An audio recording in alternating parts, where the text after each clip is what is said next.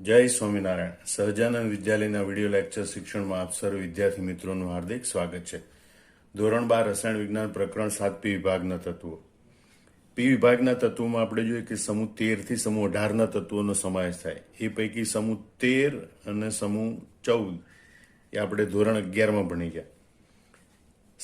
આ પ્રકરણ 7માં આપણે સમૂહ 15, 16, 17 અને 18 નો અભ્યાસ કરવાનો. એ પૈકી સમૂહ 15 ની વાત કરીએ તો એના માટે આપણે કેટલી બાબતો શીખવાની છે એનો માઇન્ડ ચાર્ટ અહીંયા બનાવેલો છે, જે તમારે માઇન્ડ ચાર્ટ પણ પહેલાં યાદ રાખેલો, જેથી આપણા મગજમાં ક્લિયર થાય કે આપણે આટલી બાબતો ભણવાની છે. એને મુખ્ય 3 ભાગમાં વિભાજિત કરેલું: સમૂહ 15, નાઇટ્રોજન અને ફોસ્ફરસ. સમૂહ 15 માટે આપણે આટલી બાબતો ભણવાની છે કે સમૂહ 15ના તત્વોની સામાન્ય ખાસિયતો કઈ હોય: નામ, સંજ્ઞા, ઇલેક્ટ્રોન રચના, વર્ગીકરણ, પ્રાપ્તિ, આવર્તની ગુણધર્મો, ભૌતિક ગુણધર્મો, ઓક્સિડેશન અવસ્થા, નાઇટ્રોજનની અનિયમિત વર્તણૂક અને રાસાયણિક ગુણધર્મો. એ પૈકી આજના લેક્ચરમાં આપણે નામ, સંજ્ઞા, ઇલેક્ટ્રોન રચના, વર્ગીકરણ અને પ્રાપ્તિ વિશે ભણીશું. સમૂહ 15નું નામ એ નાઇટ્રોજન સમૂહ છે. હવે એના તત્વોના નામ અને સંજ્ઞા યાદ રાખવા માટે એક નાનકડું સૂત્ર બનાવ્યું છે, જે તમારે યાદ રાખવાનું: नागपुर की परी ऑस्ट्रेलिया की सबसे बड़ी बिल्ली के साथ मॉस्को गई. नागपुर की परी ऑस्ट्रेलिया की सबसे बड़ी बिल्ली के साथ मॉस्को गई. એમાં પહેલો અક્ષર લઈએ તો એના પહેલા અક્ષર ઉપરથી અંગ્રેજી અક્ષર બનાય: એન, પી, એસ બી, બીઆઈ, અને મોસ્કો માટે સંજ્ઞા યાદ રાખવાની MC. અને એની ઉપરથી તમારે એ તત્વોના નામ યાદ રાખવાના. એન એટલે નાઇટ્રોજન તત્વ, એટલે કે સમૂહ 15નું પ્રથમ તત્વ એ નાઇટ્રોજન તત્વ છે. પી એટલે ફોસ્ફરસ. એસ એટલે આર્સેનિક. એસબી એટલે એન્ટીમની. આને આપણે સ્ટાર આપી દઈએ કારણ કે એનું નામ એન્ટીમની છે, સંજ્ઞા એસબી છે. આ ખાસ તમારે યાદ રાખવાનું. બી એટલે બિસ્મથ અને MC એટલે મોસ્કોવિયમ, જે પ્રયોગશાળામાં સંશ્લેષિત કરેલું તત્વ છે, કુદરતમાં મળતું નથી. મોસ્કોવિયમ. એટલે આમ તમારે આ સમૂહ 15ના તત્વો યાદ રાખવાના: એન, પી, SB, BI, MC.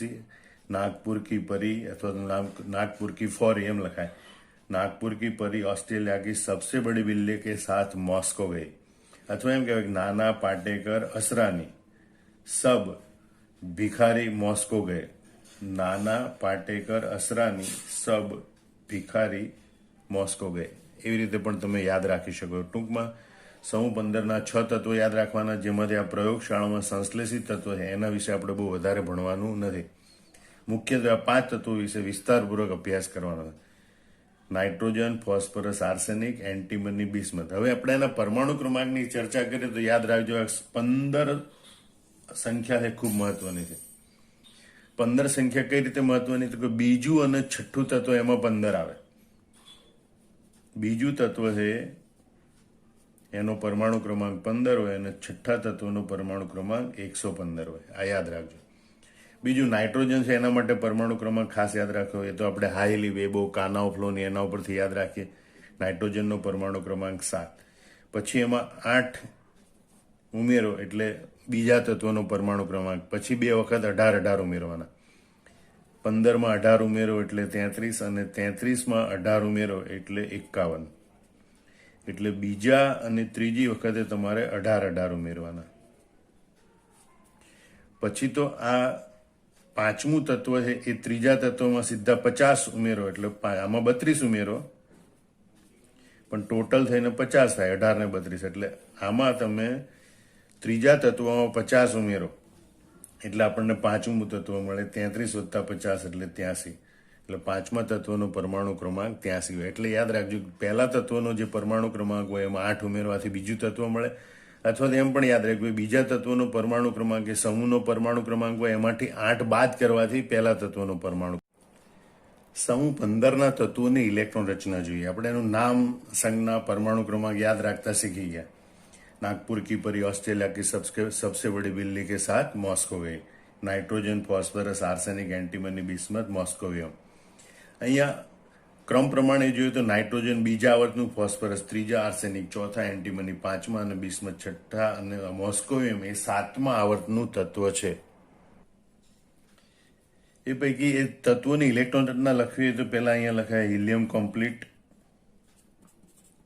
Neon complete, મતલબ કે સમૂહ 2 ના તત્વો લખવા. હિની આર ક્રિઝેરેન, હિની આર, આર એટલે આર્ગોન, ક્રી એટલે કેઆર, ઝે એટલે ઝેનોન, રે એટલે રેડોન, આરએન.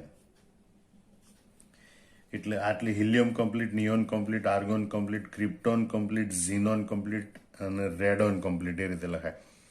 હવે આપણે યાદ રાખવા માટેની ટ્રીક બને, યાદ રાખજો કે ભાઈ એસપી એસપી ડીએસપી ડીએસપી ફેંકુ ડીએસપી ફેંકુ ડીએસપી. તો આપણે લખીએ એસપી એસપી ડીએસપી ડીએસપી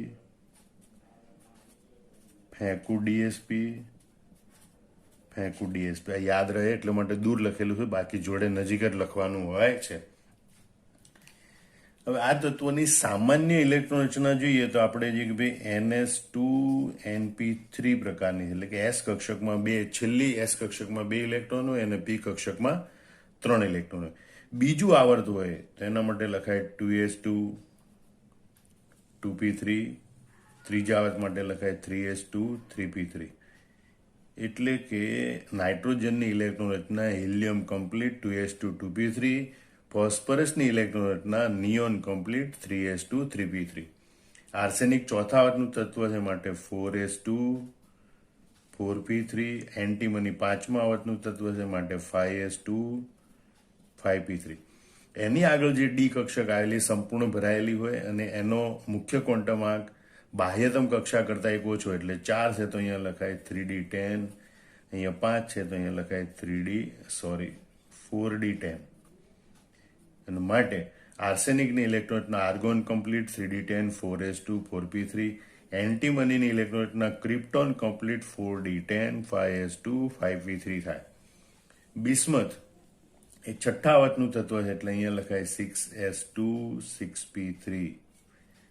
મોસ્કોવિયમ સાતમા આવર્તનું તત્વ છે માટે લખાય 7s2 7p3.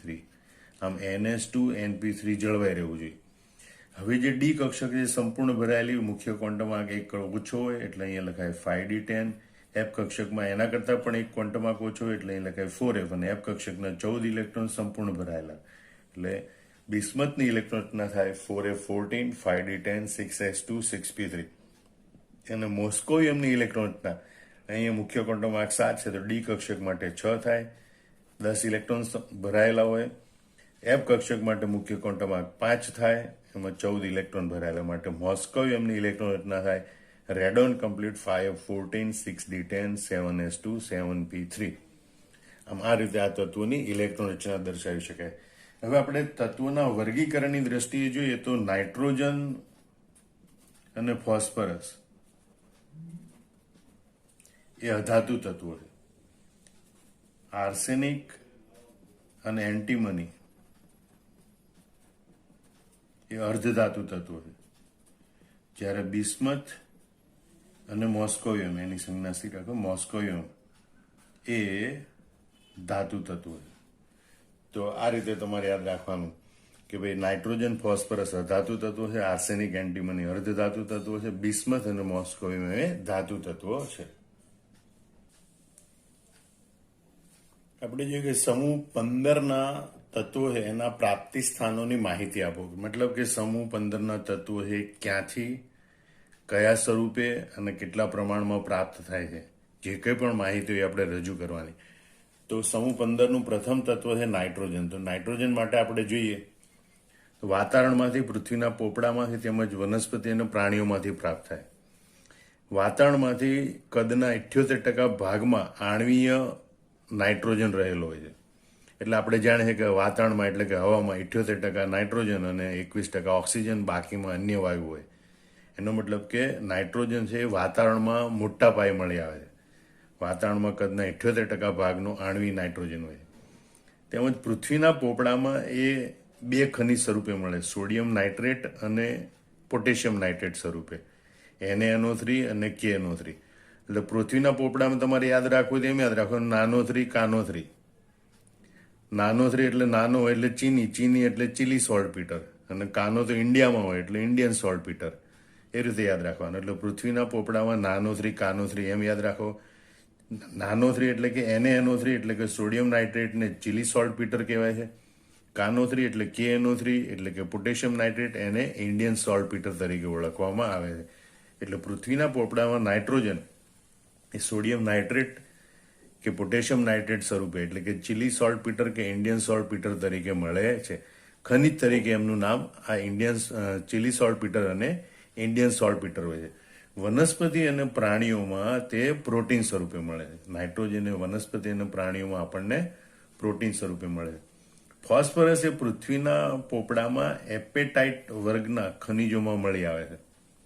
એપેટાઇટ વર્ગ છે એને fluor apatite, chlor apatite, hydroxy apatite કહેવાય. એનું સામાન્ય સૂત્ર આવી રીતે લખેલું છે એપેટાઇટ ખનિજનું Ca9PO4 6 CaX2.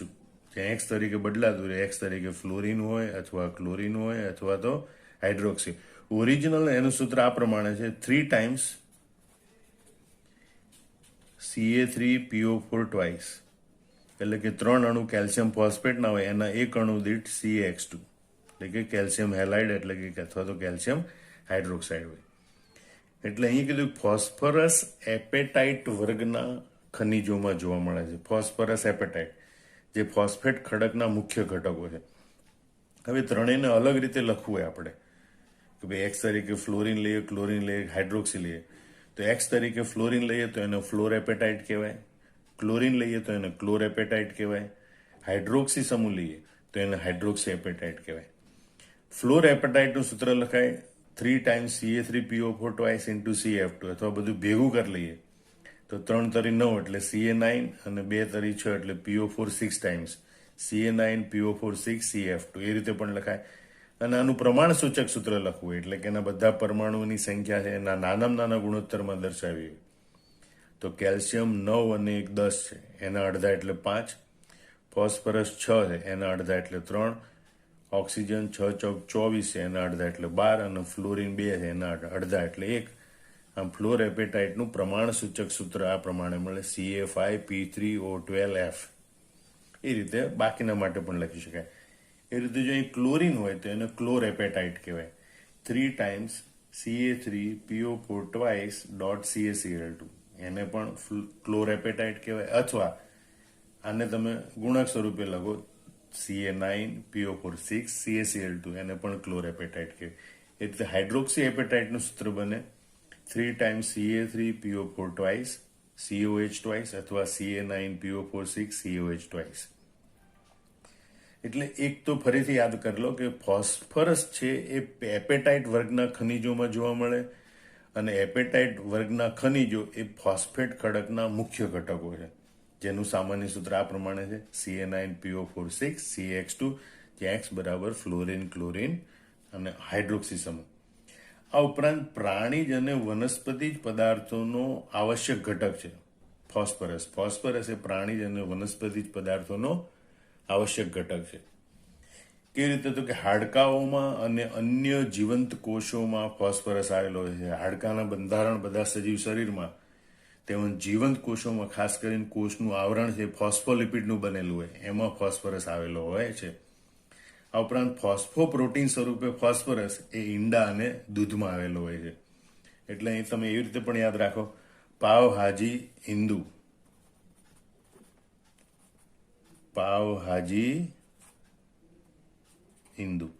પાવ એટલે કે પ્રાણીઓ અને વનસ્પતિઓમાં, હાજી એટલે હાડકા અને જીવંત કોષોમાં, હિન્દુ એટલે ઈંડા અને દૂધમાં આ રીતે ફોસ્ફરસ આવેલો હોય છે. હવે આપણે કહીએ ભાઈ આર્સેનિક, એન્ટીમની અને બિસ્મથ છે એ પૃથ્વીના પોપડામાં ઓછા સ્વરૂપે મળે અને મુખ્યત્વે એ સલ્ફાઇડ ખનિજ સ્વરૂપે મળે. આર્સેનિકની સલ્ફાઇડ ખનિજ As2S3, એન્ટીમનીની સલ્ફાઇડ ખનિજ Sb2S3 અને બિસ્મથની સલ્ફાઇડ ખનિજ Bi2S3 સ્વરૂપે મળે છે.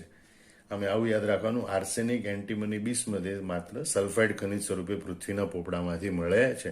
બાકી તત્વોનું પ્રમાણ ઘણું ઓછું હોય છે. હવે સ્પેશિયલ મોસ્કોવિયમ તત્વની વાત કરીએ તો એ પૃથ્વીના પોપડામાં કે પૃથ્વીના વાતાવરણમાં પ્રાપ્ત થતું નથી. પ્રયોગશાળામાં કૃત્રિમ રીતે બનાવેલું સંશ્લેષિત રેડિયો સક્રિય તત્વ છે, જેની સંજ્ઞા MC છે, પરમાણુ ક્રમાંક 115 છે, પરમાણુ દળ 289 અને ઇલેક્ટ્રોન રચના radon complete 514 6d10 7s2 7p3 છે. હવે એની પ્રાપ્યતા ખૂબ જ ઓછી છે, ખૂબ જ ઓછો અર્ધાયુષ્ય સમય છે, એટલે કે એનું આયુષ્ય ખૂબ જ ઓછું છે. એ બને ત્યાર પછી તરત જ એ બીજા તત્વોમાં ઝડપથી વિઘટન પામે છે અને ખૂબ જ ઓછી જથ્થામાં એની પ્રાપ્યતા છે, અને માટે એના રાસાયણિક ગુણધર્મો વિશેનો અભ્યાસ બહુ વધારે શક્ય બન્યો નથી. ફરીથી મોસ્કોવિયમ વિશે યાદ રાખી લો. એ પ્રયોગશાળામાં બનાવેલું કૃત્રિમ સંશ્લેષિત રેડિયો સક્રિય તત્વ છે, સંજ્ઞા એની MC છે, પરમાણુ ક્રમાંક 115 છે, પરમાણુ દળ 289 છે, ઇલેક્ટ્રોન રચના radon complete 514 6d10 7s2 7p3 છે. એનું રાસાયણિક બંધારણ કે રાસાયણિક ગુણધર્મો છે એનો અભ્યાસ બહુ શક્ય બન્યો નથી. કેમ?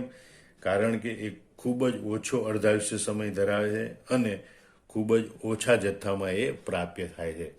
આમ અહીંયા તમે પ્રશ્નો ભણ્યા કે ભાઈ સમૂહ 15ના તત્વો છે એના નામ, સંજ્ઞા, એની ઇલેક્ટ્રોન રચના, એનું વર્ગીકરણ તેમજ એ કઈ રીતે પ્રાપ્ત થાય છે એના વિશેનો અભ્યાસ કર્યો. તો આ બધી બાબતો તમારે બરોબર યાદ કરી લેવાની, મોઢે કરી લેવાની અને પછી જવાબ નોટબુકમાં જાતે લખવાના. જય સ્વામિનારાયણ.